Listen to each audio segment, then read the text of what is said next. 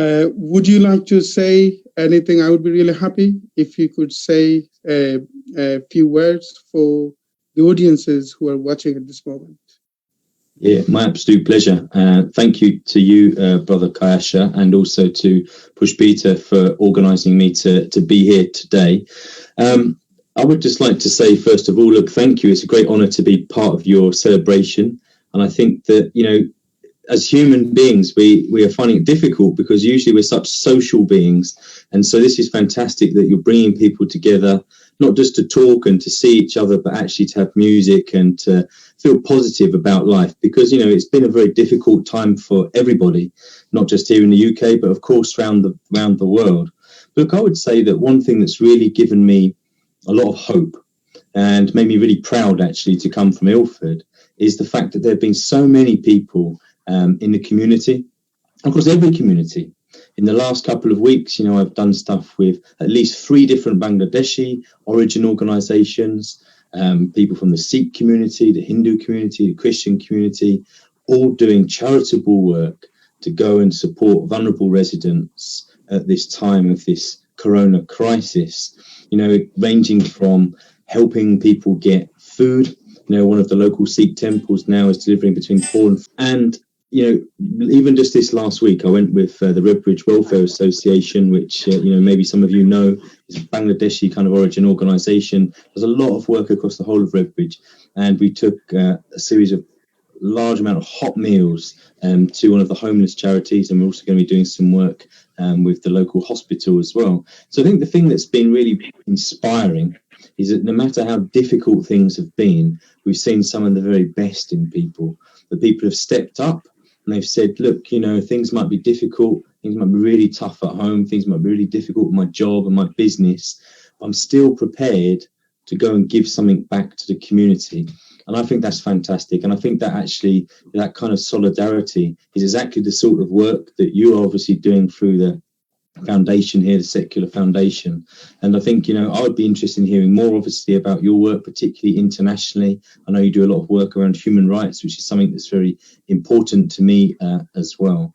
And I think, you know, I would say one more thing, and that is that, you know, MPs don't have the answers to everything, but, you know, I'm in politics because I came from being a grassroots activist. I was a peace activist in the anti-war movement.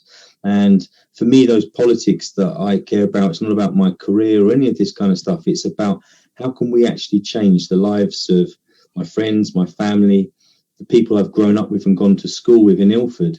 Because actually, only by working together and showing solidarity to each other at difficult times are we able to progress forward as a society. And I think that, you know, maybe many of your people listening might have some questions. You know, I don't have to rush off. My next meeting's not till 6 o'clock. So I've got plenty of time to have a chat or just to hear anything you would like to say. But look, thank you for having me. And I think that, as I said, try and have hope at this difficult time. I'm glad to be part of your hopeful meeting online tonight. Many thanks, Sam, for this wonderful, profound message as part of the series. One thing I would like to ask, actually, perhaps, how are you spending your time at this moment? Are you self-isolating, or you're still doing online activities? I know that you are not one of those career politicians. You do politics because of people and because you want to make changes. Are you still at home and doing online activities, or you? Yeah, so I mean, the truth be told, I feel that like I'm probably more busy now than I was before the lockdown. And the reason for that is, I mean, that when we realised that the crisis was really as serious as it was, one of the first initiatives I took, write a letter to every resident in Ilford who's over the age of 70. It's about 3,500 people. Obviously, it took a bit of time for the team to stuff all the envelopes and to send it out. But it was really important because we were trying to reach the people in the community that were going to be vulnerable, that are going to be most affected. And so straight after doing that, my office received probably more than 200 calls and emails directly from people in the community. Some of them just to say thank you, but some to flag up different issues. People needed medicine, people needed food. And actually, what I realised is that the community response, I've been working very closely with what's called the Mutual Aid Organisation. They were faster than the government or the council to actually put in place measures to get food and medicines to people. You know, sometimes the institutions they take a little bit of time to catch up, and obviously now the council's doing some fantastic work as well. And what I'd say that my day is kind of today, this is probably my fourth Zoom call. I actually did go into Parliament for only the second time in the last 8 weeks yesterday, because I had some business I had to take care of. I had to appear in the chamber, and last week I went in to speak on a really important issue which many constituents have written to me about. There was a debate on a new bill that's going through Parliament, a new piece of legislation that's about protecting victims of domestic abuse.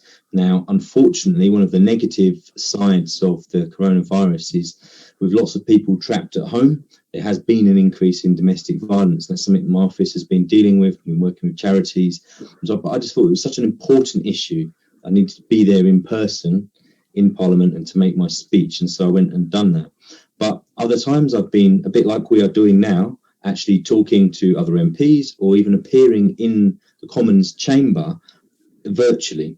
So that's all been set up now. In fact, this week we started testing for the very first time the ability to vote electronically, which doesn't sound like a great innovation, to be honest with you, but it would be a world first for the British Parliament to actually vote electronically, because what you have to do at the moment to vote is you have to physically walk through what are called the lobbies, yes or no, the ayes or the nays.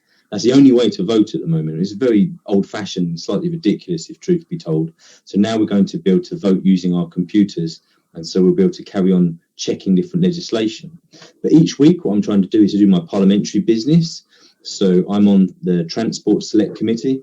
So we had a big investigation around the high-speed rail. We've actually got one tomorrow morning at 9 a.m. and this is all on Parliament television if you want to watch it, on the issue of airports and aviation. I've got another one on Monday. And then I also do some stuff around some of the business issues with Ed Miliband and a few other bits busy. So it is a busy schedule. Honestly, I think I'm probably working longer hours than I was before the crisis. But, you know, we're here to help as much as we can, of course. Many thanks. Before we end, what is the future of this lockdown, in your opinion? Well, look, I mean, I'll just be completely honest with you because I'm a straight talking sort of politician. I think personally that the government are moving a little bit too fast towards releasing the lockdown. You know, I think that there's a battle going on in government between those that are much more focused on the economy. They want to get all the businesses and people back to work as quickly as possible, versus those that are more prioritising saving lives.